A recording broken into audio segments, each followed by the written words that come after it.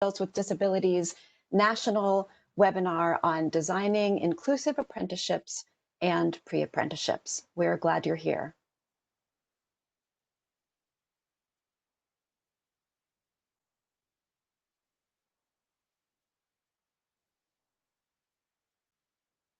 Next slide, please.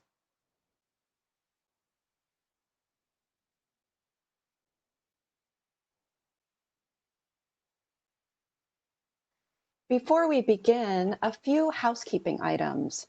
First of all, the meeting has captioning provided below the slides, but if you prefer to personalize your captions, you may open the captioning webpage in a new browser.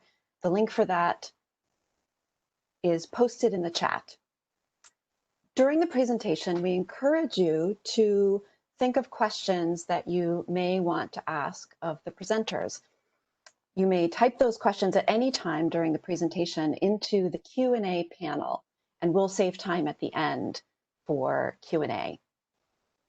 If you are experiencing any technical issues, open the participants list and select the raise hand button next to your name, and someone from our team will work with you to resolve your technical issues.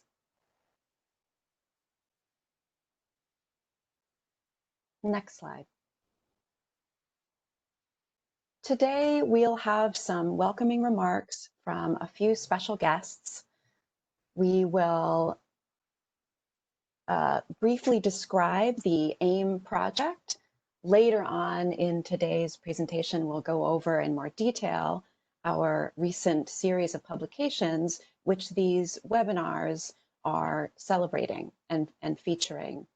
We'll move into our discussion of quality pre-apprenticeship, inside tracks, and move into universal design for learning and how to design with UDL. We'll close with a question and answer period and an overview of these publications that our team has produced and how to reach them when they're available. I'd first like to make a warm welcome to Jennifer Sheehy, Deputy Assistant Secretary at the Office of Disability Employment Policy at the U.S. Department of Labor. Welcome, Jennifer. Thank you, Melissa, and thank you everyone for joining us today. I think this will be a fascinating webinar, and I hope you get a lot out of it.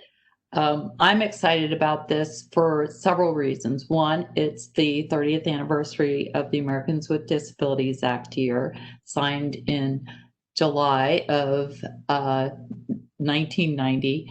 Seems like so long ago.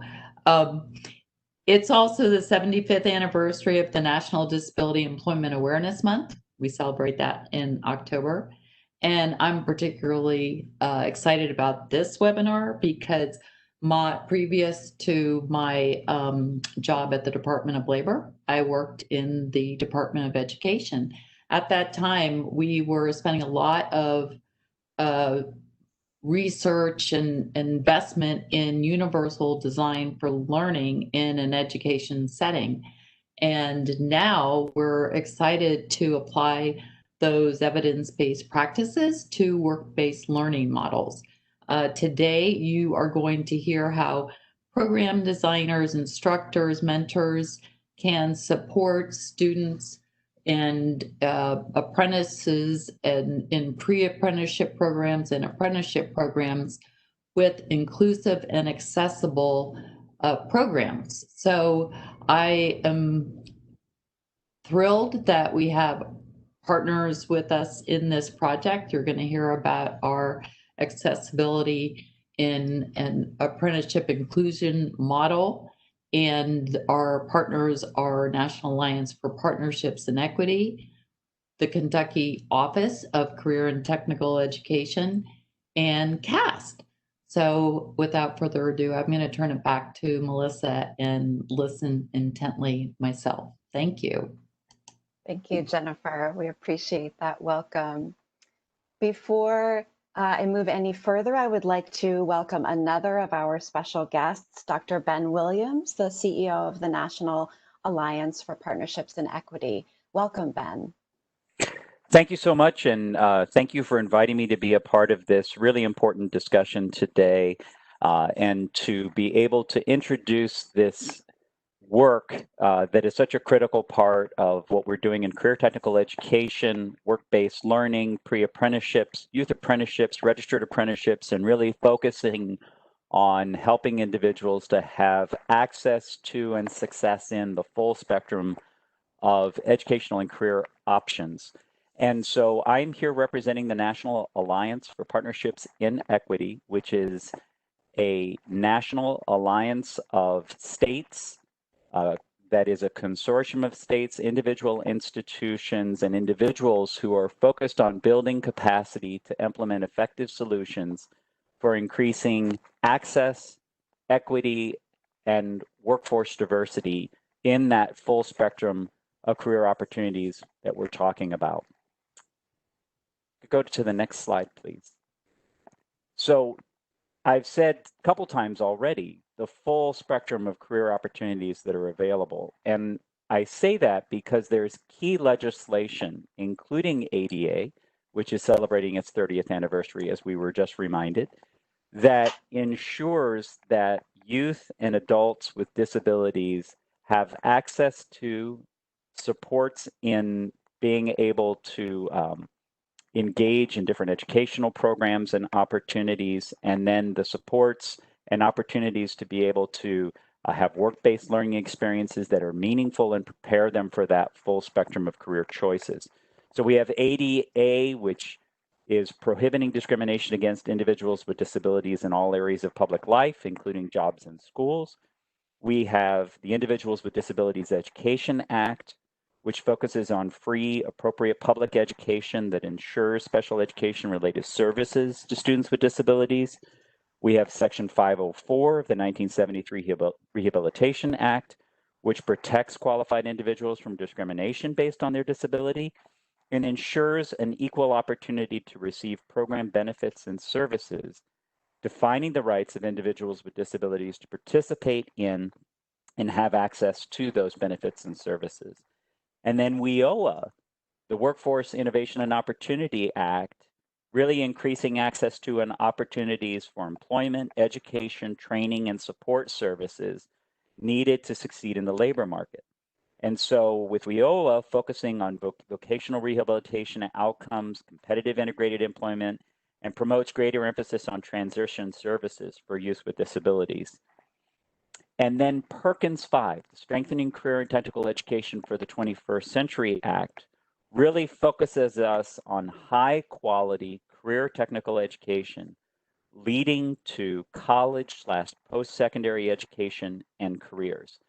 And what's exciting about Perkins 5 is the equity provisions that exist within this legislation that really help states and local education agencies to look deeply at data, to be able to examine where there may be barriers to access and opportunities for those who are still very much underrepresented in many of the high skill, high wage, in demand careers that are an emphasis within Perkins 5, and then to be able to direct resources to close those equity gaps, to really make available to students and individuals the full spectrum of opportunities that are out there, and especially to help people to access high skill, high wage, in demand programs of study and careers.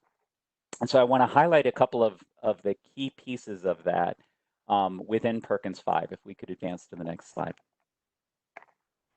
So first, in Perkins 5, the definition of special populations has been expanded to now 9 categories, which continues to include individuals with disabilities, and continues to also include individuals preparing for non-traditional fields by gender, as well as individuals from economically disadvantaged families, including low-income youth and adults, single parents, including single pregnant women, out-of-work individuals, English learners, homeless individuals, and youth who are in or have aged out of foster care, and individuals with active military parents.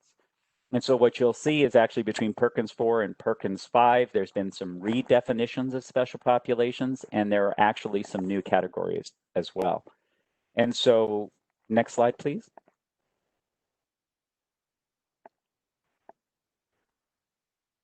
So this is again emphasizing the importance of focusing in on high skill, high wage, in demand program study and careers, and ensuring equitable access and opportunity in those pathways. And so the way we do that is reiterating what I just shared at the very beginning, and that is, if you go to the next slide, please, that equity gap analysis at the state and local level with the comprehensive local needs assessment, which is a very powerful process that brings together stakeholders from throughout a region or a community to really look at where there are equity gaps in participation, retention, completion, continuation of individuals in these specific areas of focus, and be able to address those by driving resources towards closing those equity gaps, and not just look at things in silos, but really look at where there can be collaboration across agencies, across educational programs to ensure that there is that access and opportunity. And that has been exacerbated in the context of COVID-19, the total interruption to education, moving online, where there are still many individuals who are not able to access the full spectrum of opportunity. And so ensuring that individuals are able to get the high quality education and training that they need. There's also an emphasis on career guidance and academic counseling, which is a critical piece of the puzzle, especially down to the middle grades, down to 5th grade, to ensure that students are aware of the types of programs and opportunities that are available to them, with set-aside resources focused on recruitment of special populations, including individuals with disabilities, into those high-skill, high-wage, in-demand pathways. Next slide, please. So one of the pieces that is critical for the success of this work is resources that can be used for professional development for CTE instructors, for academic counselors, for academic advisors, for administrators, for paraprofessionals, instructional staff, to equip them with the tools to appropriately support students in learning. And one of the exciting things in Perkins 5 is the emphasis on the value of universal design for learning as an evidence and research-based approach that can be used to really ensure equitable access and inclusive learning for individuals. And I don't want to steal Dr. Sam Johnson's information that she's going to be sharing with us today about the great work that Cass been doing with UDL, but I do want to really call out the value that universal design for learning brings in providing that inclusive educational environment for students in CTE. And that's really emphasized throughout the legislation.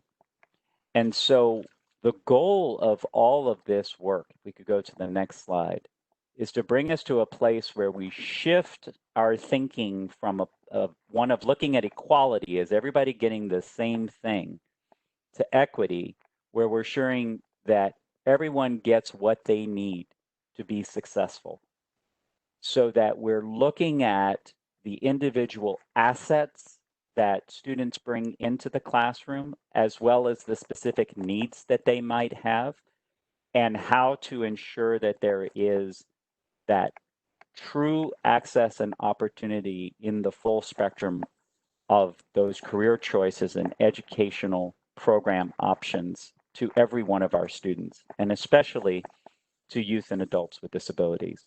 And so before I pass the baton, I want to share with you all some additional resources that can help in the work that you're doing that are available through the NAEP website. If we could go to the final slide of this section, where if you go to www.napequity.org and just look at the special programs link on the top, and you'll find materials, including what's called the Pipeline to Career Success for Students with Disabilities, that has a comprehensive root causes and strategies document that is based on the research in looking at ways that state agencies and individual institutions can provide programs and services, approaches, activities that will help to support students with disabilities in CTE for them to be successful in those programs and pathways.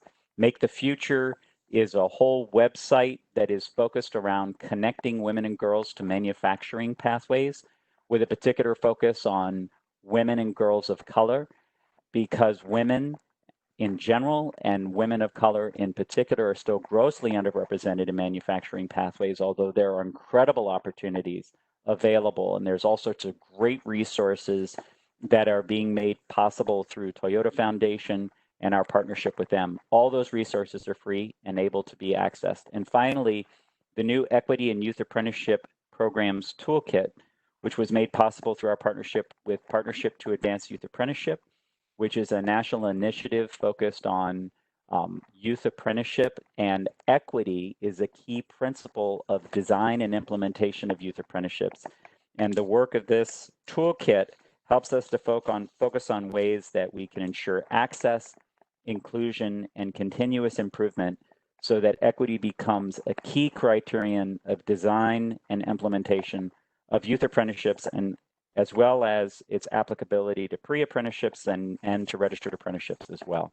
So I encourage you to take a look at these resources, to utilize them in your work, and to let us know how else we can assist in the critical work ahead of ensuring that equitable access and opportunities for individuals into the full spectrum of educational and career choices. So thank you. And with that, I will pass the baton back. Thank you, Ben. We appreciate those thoughts and resources and all the great work that NAEP does. I'd like to give you all a brief overview of our project. The Apprenticeship Inclusion Models, or AIM as we like to call it, is funded by the US DOL Office of Disability Employment Policy, or ODEP.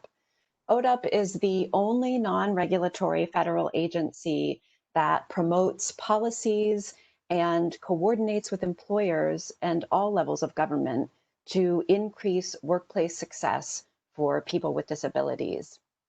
The focus of the Apprenticeship Inclusion Models project is to expand access to occupational skills training, credential attainment, and job placement and retention through apprenticeship and pre-apprenticeship models. Our goal with this project is to learn as much as possible about how the apprenticeship and pre-apprenticeship model is serving and can be adapted to serve people with disabilities. Our approach is to support, conduct research, and to evaluate innovative apprenticeship pilot models in high growth, in-demand industries and sectors, including IT, healthcare, and advanced manufacturing. The objective of the project is to build apprenticeship pathways that target youth and adults with disabilities into high-demand, well-paying careers, to gain insights on how to scale up inclusive apprenticeship, and to contribute ideas and actionable practices to the national conversation on apprenticeship. ODEP is supported in this project by our broad team that you see here, representatives from Social Policy Research Associates, Jobs for the Future, and Wheelhouse Consulting. Today, our presenters from SPR will be Leela Habar and Caleb Van Docto, Mary Taylor from Kentucky Department of Education, and Dr. Sam Johnson from CAST. And I'd like to welcome first Dr. Leela Habar.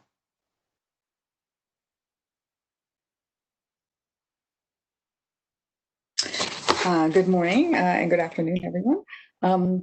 So I'm going to talk about pre-apprenticeship and designing inclusive pre-apprenticeship. So as part of the AIM initiative, we put together 5 research briefs, and one of them is on inclusive pre-apprenticeship. And so I'm going to briefly talk about findings from that. So why pre-apprenticeship? It prepares individuals for entry into registered apprenticeships, and it's also in practice a way to conduct targeted outreach to specific groups, for example, individuals with disabilities. And so here on this slide are the 5 components of a quality pre-apprenticeship. And these are 5 components outlined in USDOL's definition of a quality pre-apprenticeship. So the first 2, classroom training curriculum and hands-on skill development. And hands-on skill development could be work-based learning or project-based learning with employer involvement. And these first 2 components are very similar to CTE, Career and Technical Education. In Perkins 5, it's defined as having rigorous academic content and work-based or applied learning. So pre-apprenticeship is really a CTE model. The third component of a quality pre-apprenticeship is support services. And so these are additional services that allow the program to customize supports for pre-apprentices so that they can stay and complete the program. So for example, extra tutoring might be needed. The fourth component is aligning the pre-apprenticeship program with the registered apprenticeship program. So, for example, mapping the pre-apprenticeship curriculum to the entry requirements of the registered apprenticeships.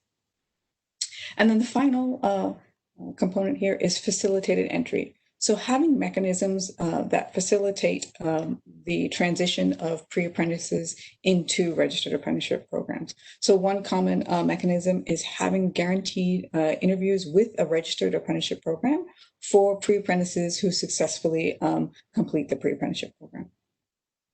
And so we wanted to learn about strategies that make these components more accessible for individuals with disabilities.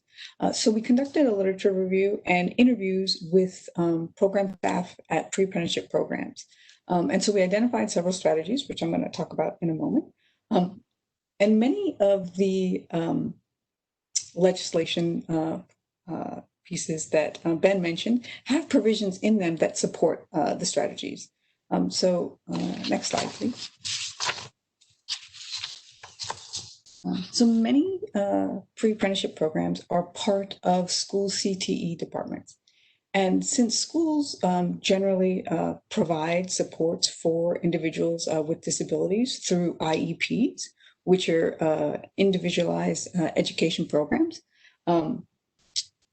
schools have built into them support for these students, and those supports follow them through their pre-apprenticeship coursework. And IDEA, as Ben highlighted, includes specifications for the IEPs. Pre-apprentices can also request accommodations from their employer, since ADA requires employers to provide reasonable accommodation.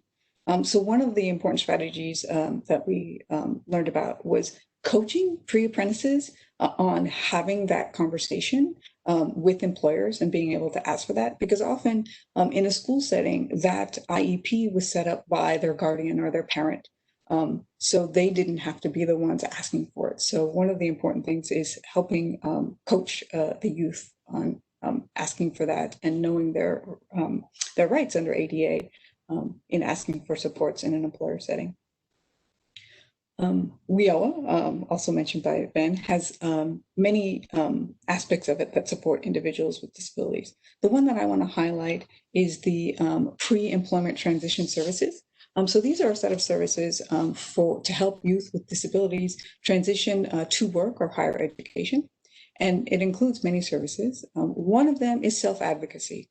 So this is a way that tracks back to the point about making, preparing pre-apprentices to have that conversation with employers about requesting for accommodation should they want that. Universal design for learning. So this is another component that helps make pre-apprenticeship and apprenticeship programs more accessible for diverse learners, including students with disabilities. And as Ben mentioned, It includes professional development support for supporting professional development in UDL approaches. Next slide, please. So strategies for making these different components inclusive of individuals with disabilities. So incorporating these UDL practices is an important one. In one of our interviews, we had a good example of successes with UDL. We interviewed an instructor with Youth Build who had gone through a UDL training, and after going through that training, decided to change the way he taught to incorporate UDL principles. And after doing that, he observed a change in test scores. So prior to incorporating UDL principles, he saw that about 25% of his students had demonstrated literacy and numeracy gains. And after, in later cohorts, after he had infused UDL practices into his teaching methods, he saw 46% of his students had demonstrated literacy and numeracy gains. So just briefly, how did he change his teaching style? So he used multiple approaches. So when he had challenging topics, he would touch on them in multiple ways. So through traditional learning, and then he would reteach them using physical models and hands-on activities. Another important strategy is when there's educational content that's on the web, is making sure that that content is accessible, following the World Wide Web accessibility guidelines. And this also would apply for pre-apprenticeship applications and apprenticeship applications. Next slide, please. Support services. So this was consistently identified by all of our interview respondents as a really important aspect of pre-apprenticeship programs, because it allows you to customize the services so that all pre-apprentices are set up for success, including individuals with disability. So some of these strategies are IEPs, also establishing partnerships with other organizations for co-enrollment. So one of the programs that we talked to had established partnerships with the local WIOA Title I and adult youth programs, and also the state VR program. And so as part of the onboarding process, all pre-apprentices were assessed for eligibility in these programs. And if they were eligible, they had the opportunity to co-enroll, so they'd be in the pre-apprenticeship program and also get services from these programs. One of the other things we learned about in terms of support services is sometimes embedded in these pre-apprenticeship programs are industry certification tests. And so for people with learning disabilities or for other reasons who may need a longer time to complete the test, to request those from those third-party vendors to request additional time. And so starting that process early was identified as an important strategy, because sometimes that can take a while. And also coaching the pre-apprentice, because sometimes that request has to come directly from them. Next slide, please. And so supporting that transition from pre-apprenticeships to registered apprenticeships occurs at multiple levels. And so there's multiple strategies for helping individuals with disabilities with that transition. So at the individual level, there's the self-advocacy that I spoke about earlier. And so providing that training for the pre-apprentices themselves, but also for staff and for parents. And also generally having training for program staff in supporting individuals with disability. At the program level, aligning the curriculum with apprenticeship and making that curriculum accessible. And then having mechanisms of facilitated entry, whether it be the guaranteed interview or having credit for prior learning. And credit for prior learning, what is that? That is, you can earn credits in your pre-apprenticeship program, which could then be applied to some of the requirements of the apprenticeship program. And finally, at the system level. So states can create incentive and supports for creating pre-apprenticeships that are pipelines to registered apprenticeship programs. So for example, I'm going to turn it over to Mary Sue, and she's going to talk about the TRACK program. And that's a program that establishes a support infrastructure for school districts to create pre-apprenticeships or youth apprenticeship programs that connect to registered apprenticeship programs. And just before I turn it over to Mary, I just want to briefly just recap the strategies that I mentioned. Next slide, please. Sorry. Yeah. So incorporating UDL and making sure web accessibility for the curriculum is established. Customized support services to facilitate participant retention and completion. And finally, supporting the transition to those registered apprenticeship programs at the individual level, the program level, and the system level. And I'm going to turn it over to Mary now to talk about the TRACK program. Hello, everyone, and greetings from Kentucky. Thank you for inviting me to be here today.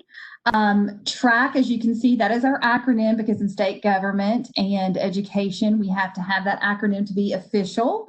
So this is our brand of youth apprenticeship. Next slide, please. So the TRACK origins came about truly from my time as a career advisor at a technical center. And I saw firsthand how education was failing students by not connecting better with post-secondary opportunities. So when I got the position with the Department of Education, I had a meeting with the supervisor of apprenticeship for Kentucky at the time. And we both recognized a need to strengthen this pipeline and for adding these pathways into these careers. Next slide, please. So first of all, the TRACK model is only for registered apprenticeship, and that is because we have to look at things through the lens of what is best for students.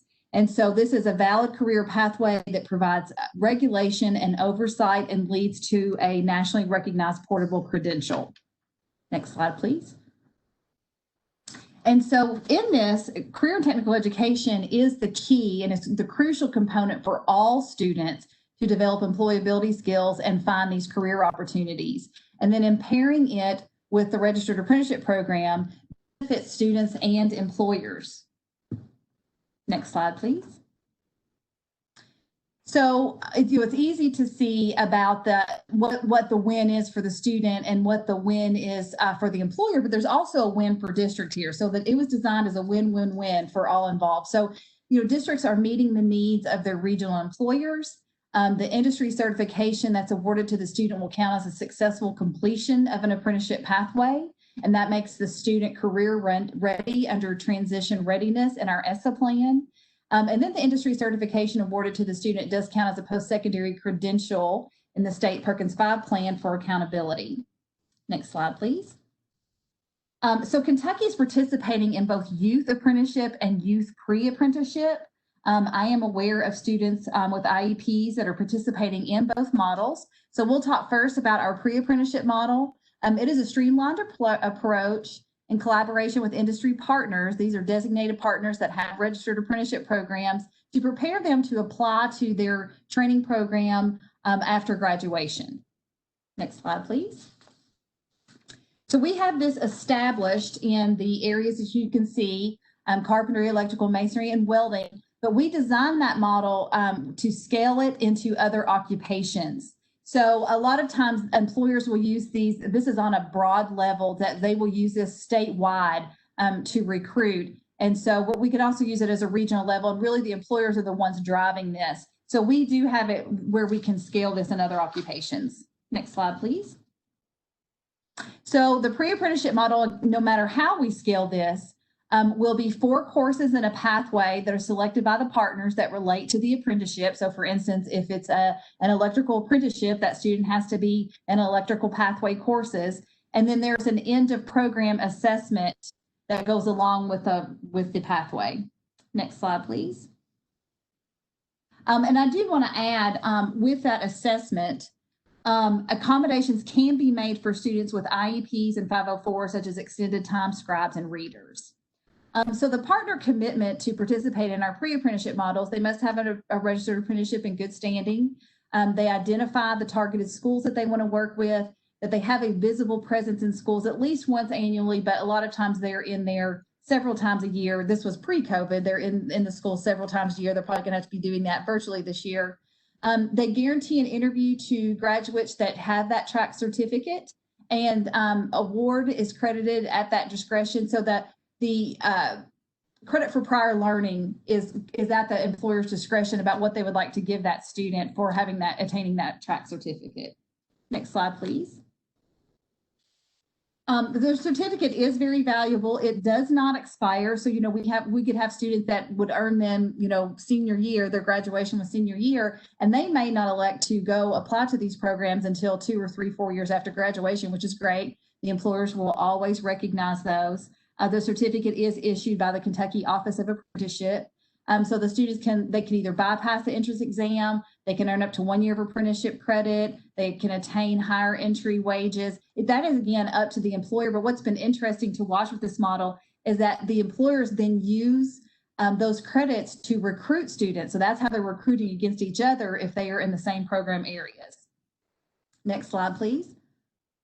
The youth apprenticeship, that is actually where that student is working. They actually have a co-op, which is a paid work-based learning experience that is related to the program and the apprenticeship, their pathway in the apprenticeship. So again, if a student is going to be in a health science apprenticeship, they have to be taking health science courses, and then they will have that co-op. Next slide, please.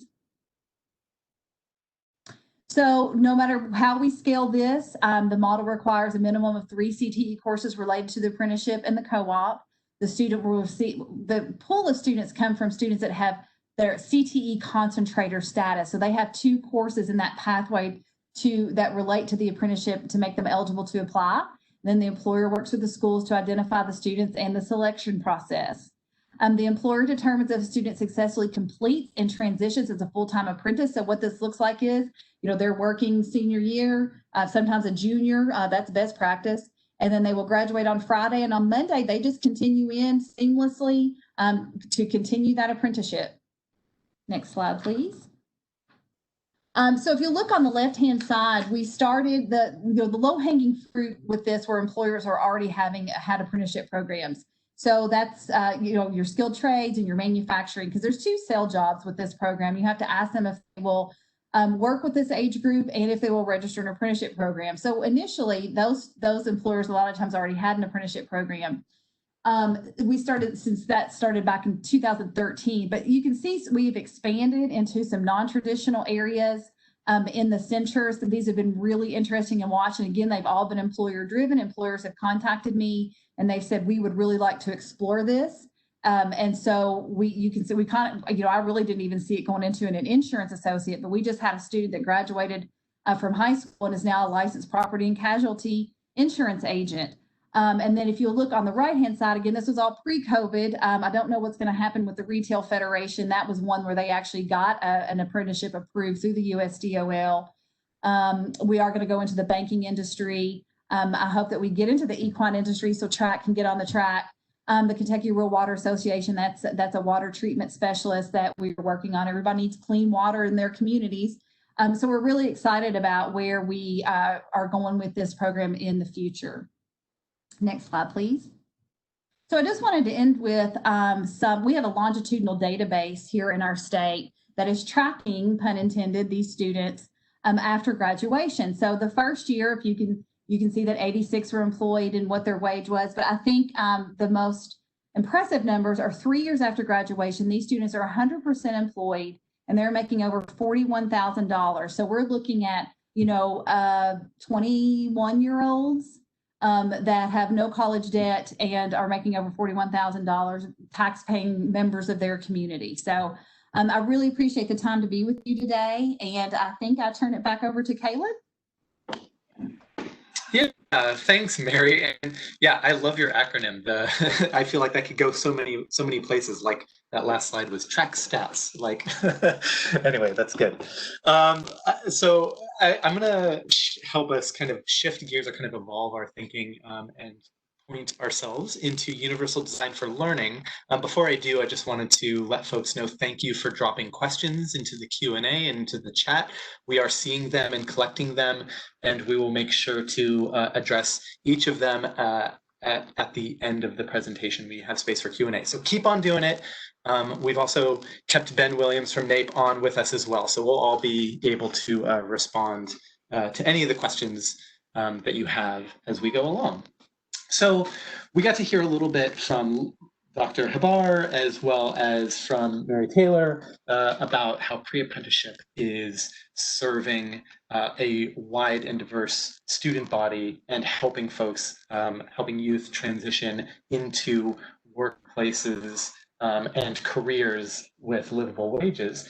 And I wanted to get a little bit into how this happens kind of at a little more of a nitty-gritty level. So I want to give a quick overview of one bit of one design, one approach to training and learning for both programs as well as in the classroom itself, called Universal Design for Learning, that could be useful for programs that are looking to design either new or evolve their existing programs. And I'm actually going to start this with a quick overview of Universal Design for Learning, the background. So UDL is how we abbreviate it. UDL, it evolved out of the disability rights movements of the 1970s. So in the 1970s, kind of piggybacking on a lot of the civil rights work that happened in the 1960s. In the 1970s, there was also a disability movement, as many in the audience may know about. And there was a push to promote and secure inclusivity for people with disabilities in the work, in home, and social settings. And the movement really kind of called for an extension of the anti-discrimination and the social inclusion practices that came with the Civil Rights Act and were directed at that time, especially in consideration of women and minorities, racial minorities, and whatnot. But this work was really directed towards people with disabilities. So it was bringing that full inclusion of the community with them. And with the signing of the Rehabilitation Act in 1973, a lot of designers and architects in the field began to consider how spaces, like indoor spaces or outdoor physical environments, as well as the tools and products that we use day to day, should be redeveloped so that everybody can access them. And kind of the quintessential example of this is curb cuts, which folks are probably familiar with on street corners. But 50 years ago or so, it was rather rare to actually see a sidewalk that had a blending into the street where one would cross at an intersection. The first curb cut was actually put in place in Berkeley, California, I believe, in the 1960s. And this sort of idea of redesigning our environment and the tools that we use and the spaces that we use so that everybody could access them and interact with them, and people didn't have to make special adaptations just to interact with day-to-day tasks or abilities, was termed universal design. And so that term, it came to represent designing products, designing environments everybody can use, regardless of their age or their ability or any other potential limiting factors that might exist. So for students and educate in the educational setting, physical access was a critical first step to include learning experiences for them. But just a student's presence alone in the classroom does not equal access for everybody. There's curriculum changes. There's all sorts of other factors that go into ensuring people can benefit from the learning experiences. And so drawing on the inspiration from physical and architectural concepts of the universal design, CAST, who we're going to hear from directly after, from my colleague Dr. Johnson on the line, began applying universal design concepts to aspects in learning environments and educational settings beginning in the 1980s. And they went on to brand and define these and articulate these principles. So for educators and curriculum developers, researchers, parents, UDL is a framework for transmitting information and delivering instruction and assessments in a way that's more resonant for all learners. It's one that proactively accommodates different styles of learning. And so, great, thank you for the next slide. And I want to kind of define that. I define that here on this slide. And this is some language that's actually borrowed from Perkins 5. A lot of the work that NAEP has done has been to get some of the language of universal design into legislation now. So as we heard briefly from NAEP, they've been able to include that. But specifically, universal design, the language that's in the law is universal design is a scientifically valid framework for guiding education practices. And it's practices that, A, provide flexibility in ways information is presented, or in the ways students respond and demonstrate knowledge and skills, and in the way students are engaged. And it's also a way, next slide please, it's also a way to reduce barriers in instruction and provide appropriate accommodations, supports, and challenges, and high achievement expectations for all students, including students with disabilities and students who are limited English proficient. And one thing I want to call out about this is Universal Design for Learning, while the spirit of it came from the notion of, and all the work that was laid down with the disability rights movement, it's not specifically geared for people with disabilities. It's designed for everyone. It's designed for all. So the concept behind it and the work that's gone into it is really thinking about how do we build our world and make our educational systems something that everybody can access regardless of who they are, where they're coming from, how they interpret information, what their learning style is, what they're going home to, and what they're coming with when they step into the classroom or whatever learning environment they're coming to. Next slide, please.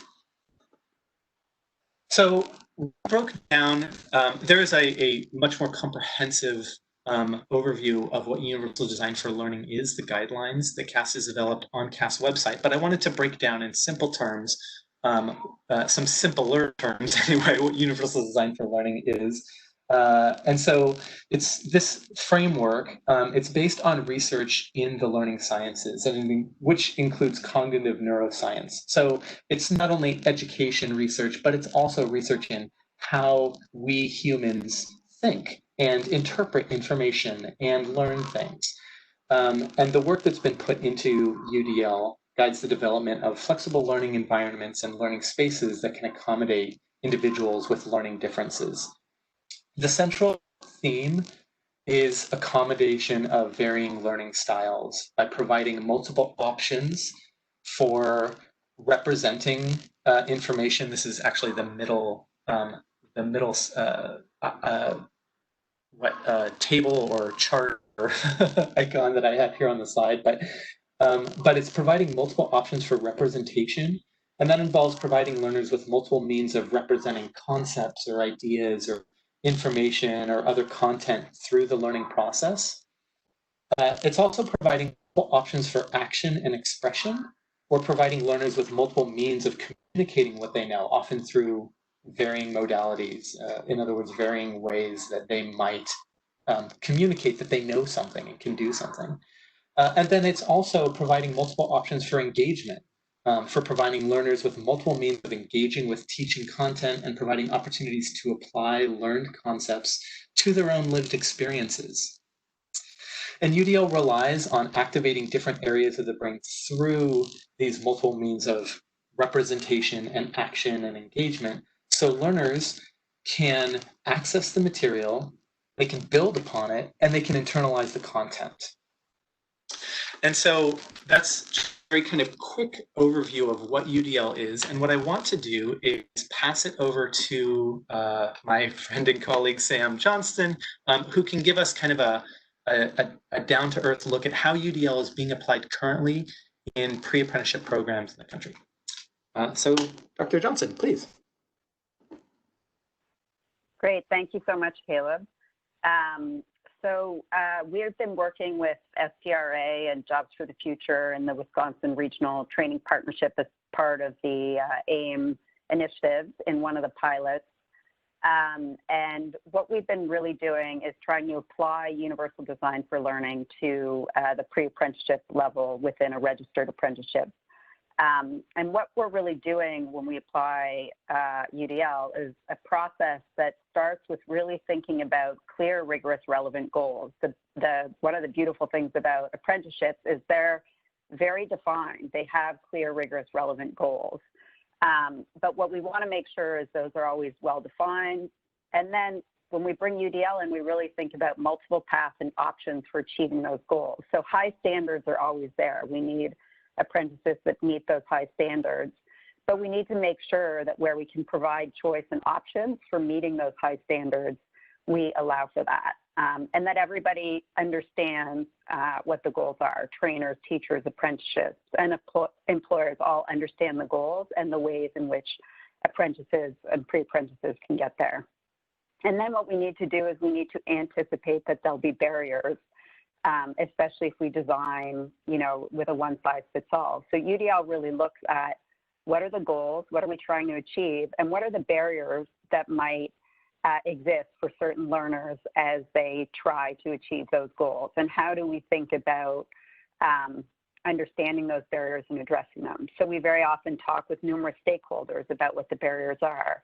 We understand the various types of pre-apprenticeships. What are they trying to achieve? Where are the pain points? And in this work, really ensuring and looking at pre-apprenticeship assessments and looking to make sure that they're inclusive and that all participants understand the assessment process and can succeed at assessment so that they make it from the pre-apprenticeship onto the next level and through registered apprenticeships. And assessments in particular are a focus of this work, because assessments very often are designed, especially high stakes assessments, are designed really with one size fits all. And so innovating around assessment really, really allows us to look at especially the principle around multiple means of action and expression. We give people choice and options and how to express their understanding, how to build and demonstrate skills so that they really can really fully demonstrate what they know, so that we're actually accurately capturing what people understand and can do. And that's so important for the hands-on context of apprenticeship, that we don't create an assessment that's got a lot of barriers that doesn't actually really allow us to capture what someone knows. And so that's where we go in and we think about designing options to reduce the barriers for all learners, really providing solutions to all participants and designing with stakeholders to meet specific participant needs before, during, and as they arrive. Next slide, please.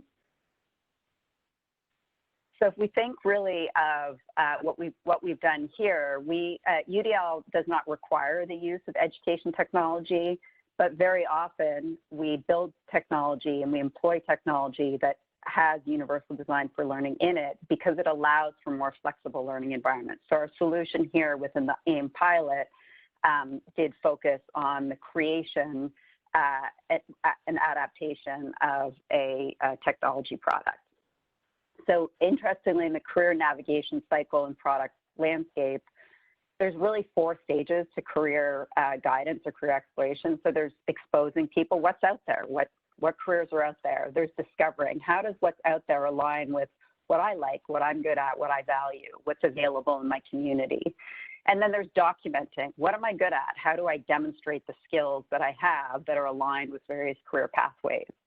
And the final area is really achieve. How do I, you know, go from this guidance to landing a job? Most products in career guidance and demonstration are focused on this last level, because they're generally employer funded, of really landing the job. But we need to do so much before that to make sure that we really support that full spectrum of career guidance that really everybody on this webinar has been talking about today. Next slide, please. So the original application for this software product that became part of the apprenticeship, the AIM initiative, was STEMfolio.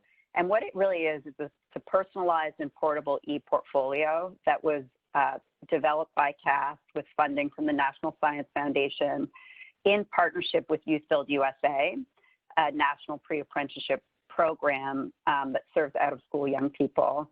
And the goal was to help these young people understand, document, and demonstrate their skills and abilities in STEM, in science, technology, engineering, math, and also career skills.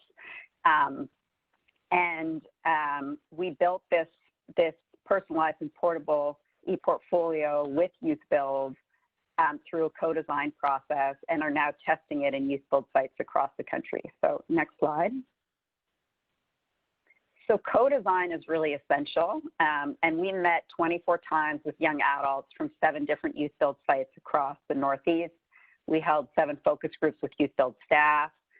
We continue, even in our phase now, to continue to meet regularly with Youth Build young people and staff, and thinking about, okay, what adaptations are needed for the current circumstances everybody's in with programs closed and all the rest. And we are currently conducting an experimental study to see how STEMfolio works at sites across the country. And the goal is to really see, does allowing young people to document and demonstrate their understanding through this universally designed e-portfolio help young people really understand that they have STEM skills, document those skills, and be able to showcase those to relevant people, help them with the next step, whether it's employment or further education or moving on to a registered apprenticeship. Next slide. And in this, sorry, I just back a little bit just to show the co-design process.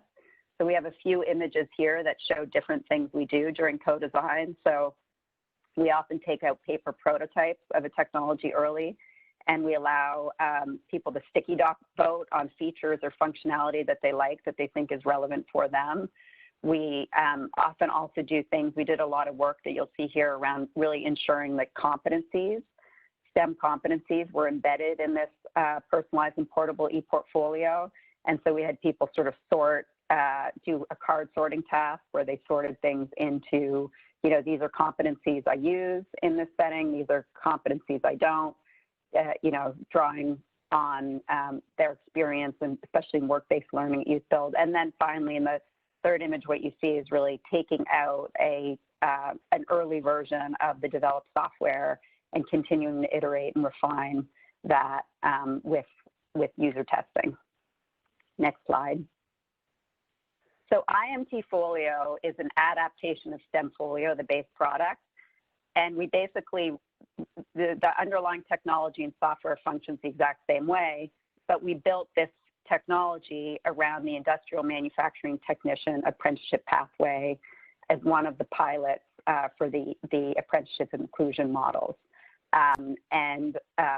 The Wisconsin Regional Training Partnership and Jobs for the Future were really our partners that have been working on this registered apprenticeship for a number of years, making it inclusive. Our goal was really to think about this problem of practice at the pre-apprenticeship level, that pre-apprentices with disabilities, as well as other pre-apprentices, were often excluded out of the next step, moving on to full apprenticeship, when they were only given one way to document their understanding of what they were learning at the pre-apprenticeship level and demonstrate that. So if all there is sort of a high stakes written test, as our partner at WRTP likes to say, it really doesn't tell you anything about whether someone can drive a forklift. So we brought the IMTfolio in to provide a way to give choice and options for demonstrating understanding and skills. So now we'll look at just a few of the features of that if you go into the next slide. So IMTfolio really allows for documenting evidence of learning. The pre-apprenticeships can show what they know in different ways. It supports skill and knowledge development. Trainers can target what skills they want pre-apprentices working on, see their effort, and give feedback. So it's an environment where both trainers and pre-apprentices have the capacity to input into the system. And then the pre-apprentices can curate a subset of things that they put in their e-portfolio, what we call challenges, and they can share a subset of those out with people who don't have access to the system. So they could send a link of their best work around using CAD or all their work and safety practices to a future employer, in order for them to be able to document and demonstrate the skills they have that are curated out of the larger e-portfolio. So next slide. So as I said, trainers author challenges. So unlike a traditional e-portfolio, this is one that has a trainer end. Trainers are basically able to go in and prompt an apprentice to demonstrate a specific skill or knowledge around a challenge category that matters within the context of industrial manufacturing technician. So there's 5 challenge categories: safety, quality practices and measurement, manufacturing processes and production, maintenance awareness, and essential industry skills. So a trainer could go in and say, I want to author a challenge around maintenance awareness. I'm going to create a challenge about turning a piece of machinery on and off safely.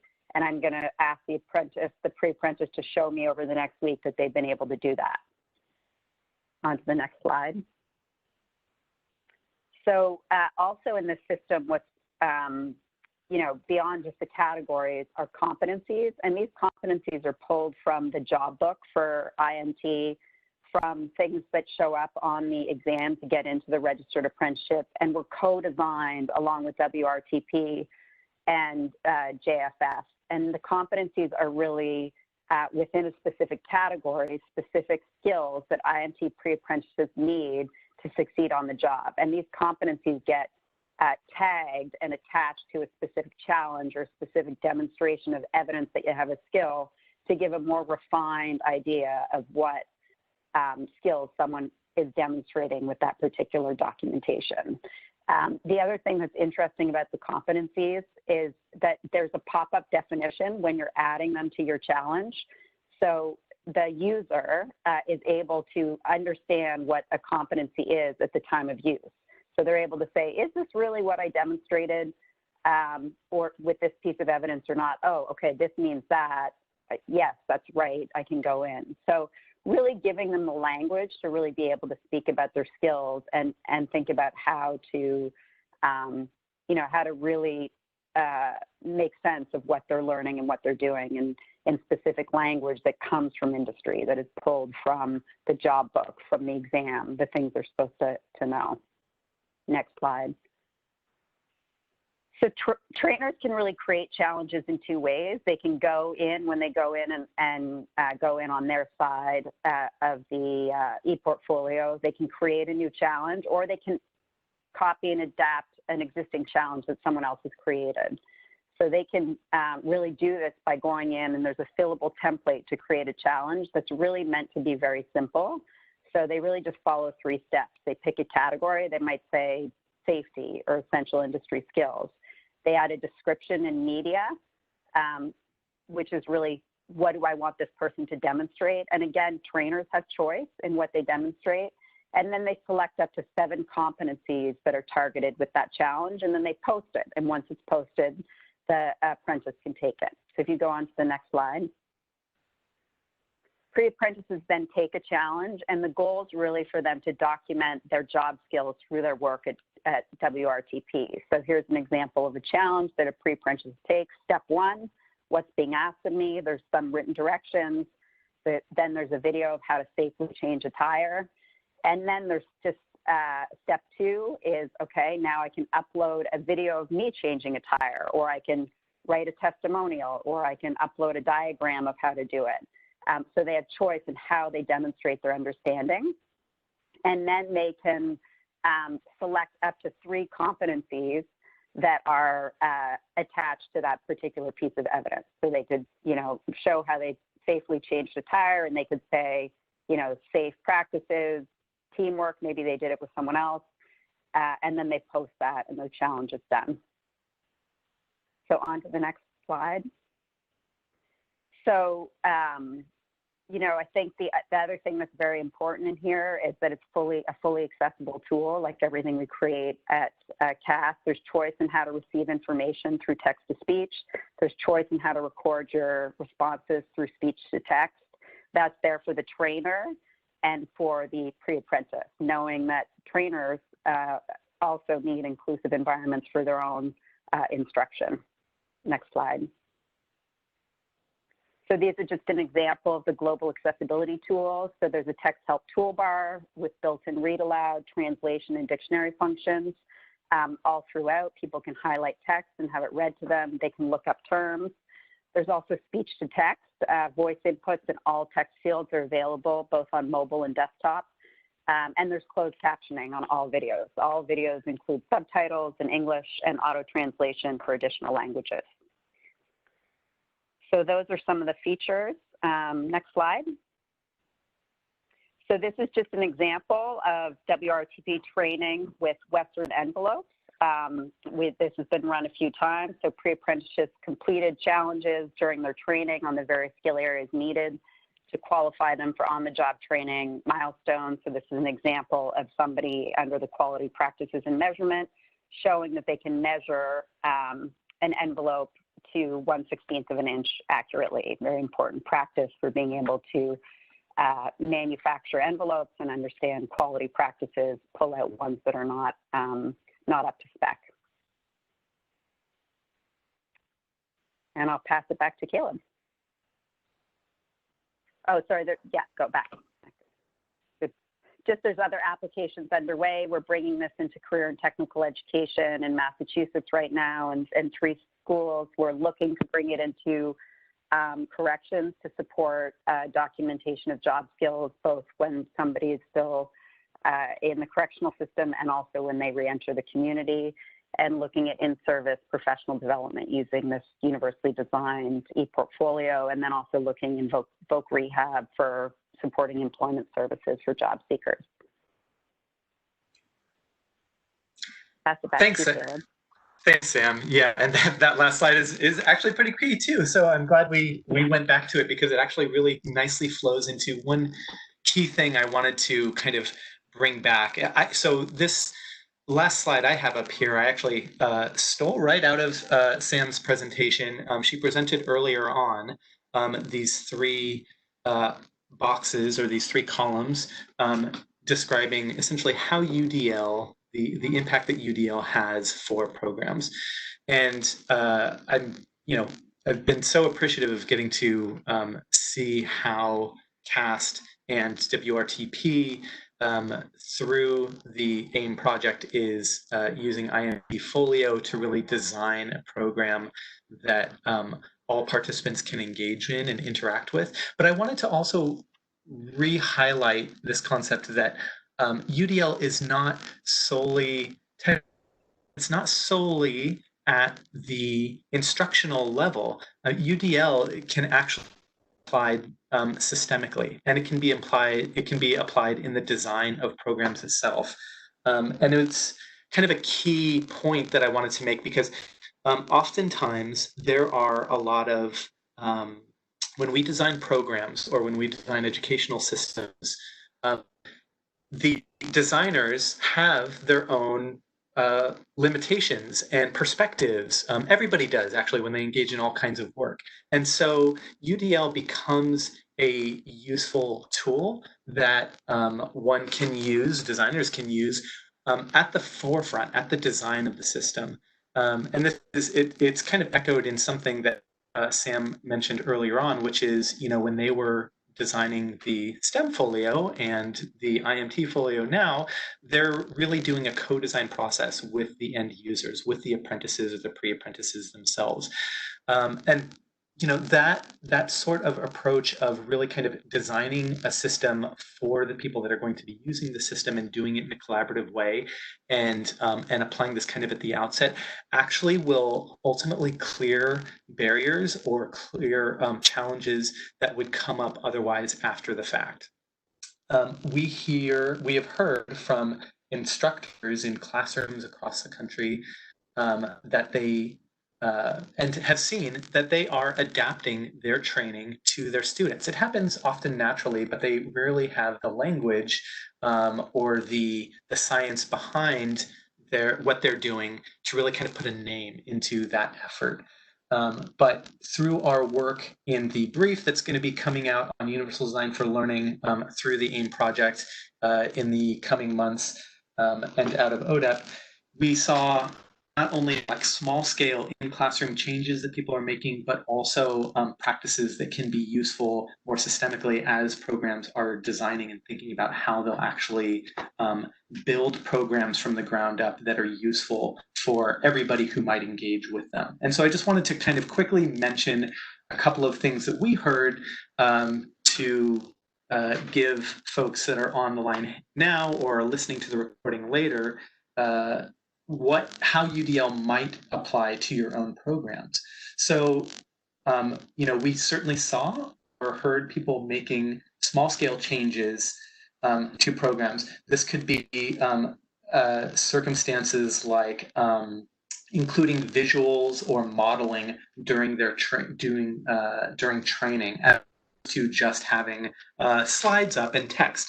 Matter of fact, this webinar itself could even be kind of considered thinking about that. We have the slides in written format. I'm also speaking and giving an audio format. We have captioning that's happening in the bottom. But there's even more that could be done in these sorts of formats in the way that information is conveyed to make it even more accessible for people. So there's small scale in-classroom changes that people can make. One of the simplest ones that teachers typically do is, instead of handing a textbook or a piece of a homework assignment to folks, they'll actually walk through the process with the students themselves. They'll model it, they'll provide visuals for people who are trying to engage. Other concepts include things like providing mastery-oriented feedback. This is that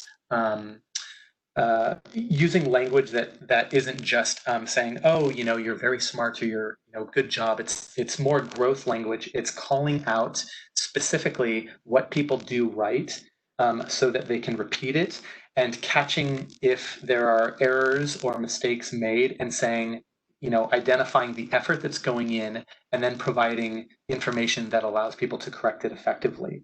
UDL, the framework, terms that as mastery-oriented feedback.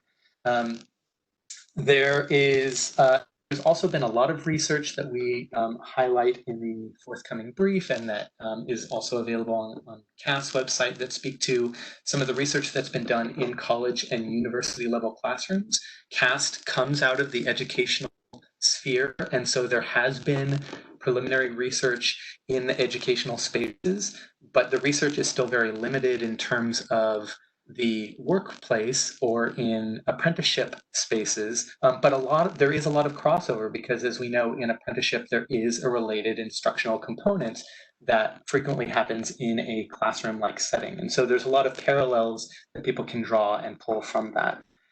And then lastly, one of the key mentions that I wanted to make is, for programs, when they're designing their programs from the outset, or when teachers are applying their UDL practices in the classroom, affording opportunities for students to have individual choice, to have autonomy in the work they're doing, has really shown to give a boost, a degree of self-confidence to students that what they're doing is effective. And we heard a little bit about that from our previous presenters, from the research that we've done, and what we've heard of people who are applying UDL practices currently in the field. So I wanted to highlight those key items. And with that, I will turn it back to Melissa, who I think will help us walk through some questions. I'm not sure all the questions that have come in, but Melissa? Thank you, Caleb, and thank all of you for these informative and inspiring presentations. We do have a number of questions that have come in, and I'll start in the order of presenter. So Ben, there are a couple of questions for you. The first is, many campuses do not require professors and instructors to take ADA or UD training. Do you see accreditation such as SACS moving toward requiring this? It's a really interesting question. I mean, I think professional development is a critical piece of the puzzle, and that professional development doesn't only focus on content, which is often the case. Often professional development is directed towards people learning content that is being taught in the classroom, rather than helping people to understand how they show up in the classroom, how they may interact with students, how they may interact with communities, and how unexamined biases may actually create barriers to access and opportunities for students in the classroom, whether they be students with disabilities or students who are often underrepresented in those classrooms or those programs and pathways. So I think professional development directed not only towards content, but towards that why. Why should we employ universal design for learning? I mean, UDL, the portfolio we learned about today, they're so exciting because what they're doing is there's an intentionality around ensuring that each student in the environment is able to access that learning in an accessible way. And as a result, everyone benefits. So, we're looking at ensuring equitable access and opportunity for youth and adults with disabilities. But individuals who have many different learning differences, many different ways that they may be accessing information differently, will benefit. So back to the initial question, I think tying that to accreditation or tying that to continuous improvement processes that build in that intentionality around professional development, guiding the work of ensuring an equitable learning environment for every student is a critical piece of the puzzle. So I appreciate the question and hope that's a helpful way to think about it. Thank you, Ben. That's very helpful. I'm going to jump to Mary. And Mary, you first of all got a shout out about the Kentucky's longitudinal data system Twitter feed, which is at KY Stats, and a question, and also a greetings from Versailles, Kentucky. Kentucky also has a state government apprenticeship program through Personnel. Has your program looked into expanding into state apprenticeships for students? Mary? Hi, thank you for the question. And actually, I'm very, very proud to say that TRAC was the guiding force behind these state government apprenticeships. So the Department for Social Services initially started this with an admin support specialist apprenticeship, and they utilized our business students. They took 6 youth apprentices. That was a pilot. We have to tweak a few things on that, so we didn't do that again this year, but it's certainly able to actually scale across the state. And also the Commonwealth Office of Technology, which is that information technology guiding support for all state offices, not just in the state capital of Frankfurt, but across the entire state. They are on, I believe, their 12th youth apprentice from information technology. So they've taken our IT students through those, which is a brilliant idea because those kids, the skill set that they have already in IT is really just taking them to the next level. So yeah, really excited that actually, to my knowledge, only TRAC students have been accepted in those state government apprenticeships, and they can both be scaled statewide. Great, thank you, Mary. And a follow-up, do you get any pushback from employers regarding students being under 18? Oh, that's a great question, and one that I get quite often. And the short answer is yes. And so it's kind of been like peeling back the layer of an onion. At first, employers would say, we cannot work with this age group because of child labor laws. Well, luckily for me, the Kentucky Labor Cabinet would, we did a deep dive on child labor laws. And if it's for programs such as an actual apprentice or that are in vocational education programs, which what CTE would be, there are actually exemptions to child labor laws that will allow that student to do more on the job. So we kind of poked a hole in that. And then, so the next layer of that onion would be workers' comp. We won't have coverage for them under workers' comp. Well, we actually created a program called YES, and it stands for Youth Employment Solutions, because I literally got tired of hearing no. And so we love our acronyms again. And so the YES program is a partnership we have with the DECO staffing agency, where those students will be on their payroll and their workers' comp. It's one of those things, I don't care if they use it, but we just have to remove the barrier, in which it has done. And so we even have employers that elect to use this model because it doesn't affect their workers' comp rates. And so they say it's quick, easy, and effective. And so they will use it, but it also drives a conversation. So maybe, employers, that's just their standard answer. Oh, we can't because, of our workers' comp, but they've never even had that conversation with maybe, say, their HR manager. And so it really just drives that conversation. And once the employers find out, we just need to look at our policy. Maybe there's something that we can add to it, or maybe it does cover that, and we just haven't updated it in a while. So it was just about removing a barrier. And then probably lastly, then we get, well, it's against our policy. And I'm like, well, this was against our policy as well, but policy is meant to be revised, reviewed, and rewritten. And so that's what we did. And so I just encourage employers to, look at their policy to see if it's an internal policy, something that they can change. Great, thank you, Mary. Moving on to a question for Leela. It sounds like the programs you spoke with were really at the center of connecting training, support, funding, et cetera, to increase access to students with disabilities. What are the kinds of ahas they shared with you, steps they took that made a big difference? That's a good question. I reiterate, it was staff training. So one of the things that came up was the importance of having staff who was familiar with self-disclosure and having those conversations. Another one that came up a lot was support services. So they want, actually all the programs I spoke to want all of their participants to succeed. So designing for success means structuring programs that have custom supports for whatever the pre-apprentices need to succeed in the program. And then partnerships, that was a big one because partnerships help with that support services point.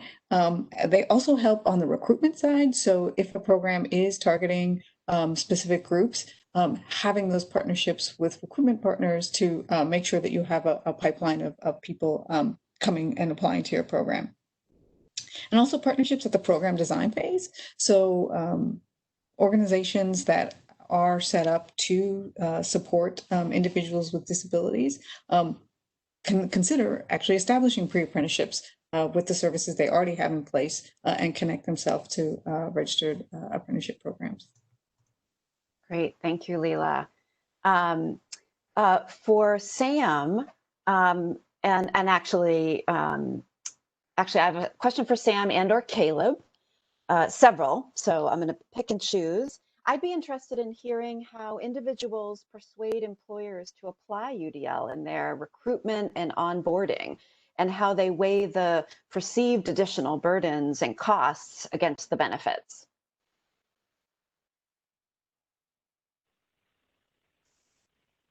Sam here. Caleb, I think you probably have the bigger context. I can take it quickly and pass it on to you from the, we get this question across a range of contexts. I think there's a number of things that contribute to persuading people. I think certainly there is work up front in terms of getting to know universal design for learning and making good choices about universally designed technologies, ensuring things are accessible, which is foundational to UDL. But I think there is also a case to be made for what employers get, right? If employers are clear about the skills that their apprentices are building and demonstrating, they're much more capable of bringing those apprentices in a way where they get it all the way to becoming journey workers or whatever sort of, advanced occupational tasks there are. So there's a case to be made for the product we're delivering to employers by making sure that all of our learners are essentially optimized to be as successful in the pre-apprenticeship and the youth apprenticeship and the apprenticeship as possible because they're able to have the things they need to learn.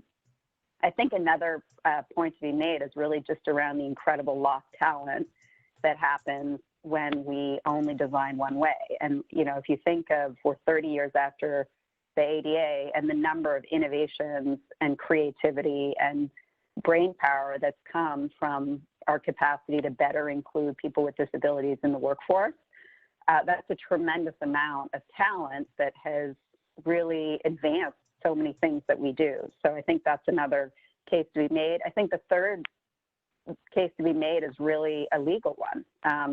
Accessibility practices are the law.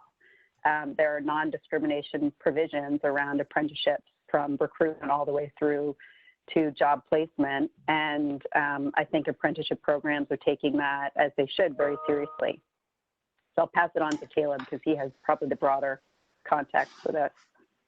Yeah, Sam, I think you really kind of hit a lot of the marks. I think I can just kind of supplement what you said, which is, when we were doing our with this, we also spoke with employer trainers and engagement specialists and such who were who worked on disability initiatives. There are a lot of employers, especially large employers, who already have training programs. When they hire people, they bring them on, they go through some sort of training program for, anywhere from a week to several weeks long.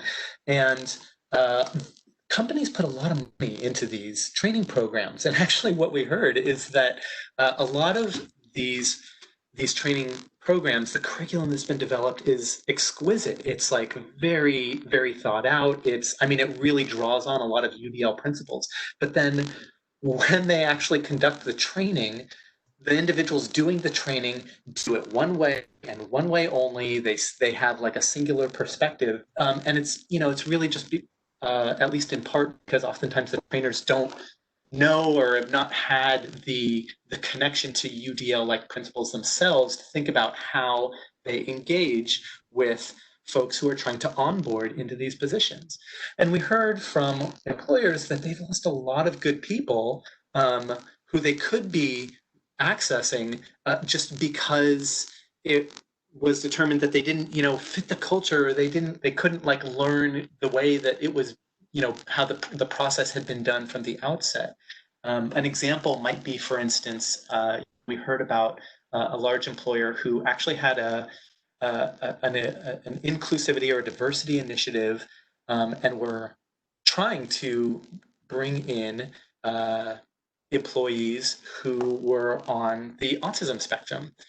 And so in order to do so, they worked with an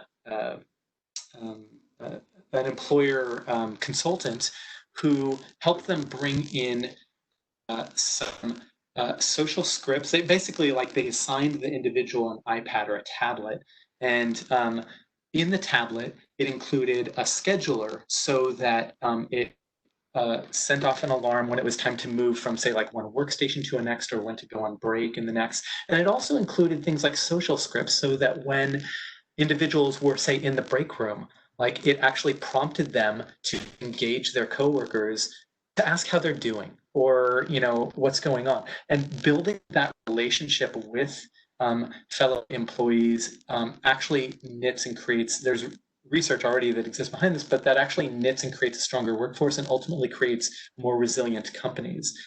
The other idea that I also just kind of wanted to flag, especially in this age of COVID, is there is likely going to be a lot of opportunity, what's termed opportunity youth, or disconnected youth who are not connected to the workforce or connected to the education system as a result of jobs that are not there, or people that are needing to stay in the job longer, and so there's less space for youth who are coming out of high school or coming out of college and trying to get jobs.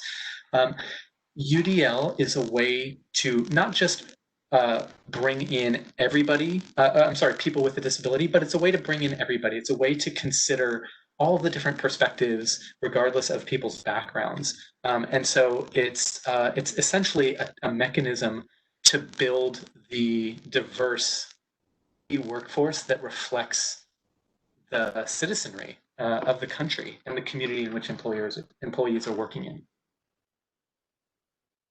Thank you, Caleb. Do we have time for one more question, Caleb, or do we need to move into wrap-up mode? I think if there's one more, I like questions, but I'm going to leave it up to you. You're driving. Okay. Well, we want to end on time, and we do have some final things to wrap up. So I think I will thank everyone for your generous presentations. The questions that came in, we really appreciate it. We briefly wanted to mention that there are 2 more webinars in this series coming up that feature findings and special guests from the series of research briefs that the AIM team has been producing, and of which today's webinar was a part. So on the 27th, that's at the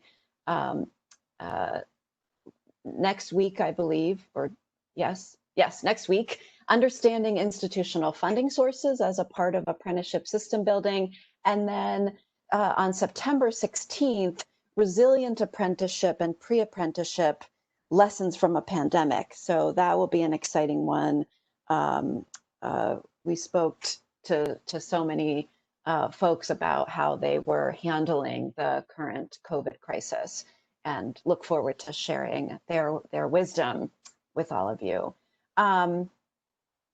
Finally, I wanted to let everyone know that following this webinar, you will receive a thank you email that includes directions on where to find this presentation, as well as a link to a short survey. We really appreciate responses to this survey, which is different from the brief survey that will open up for you after you close out of WebEx. We would actually, if you are planning to dedicate a little more time to this webinar afterwards, we would request that you would fill out the survey that comes in your email, provide us with valuable input and feedback about how we can make these webinars more useful to you. Unless there's anything else, I want to thank everyone so much, both presenters, facilitators, and attendees for coming. We really enjoyed it.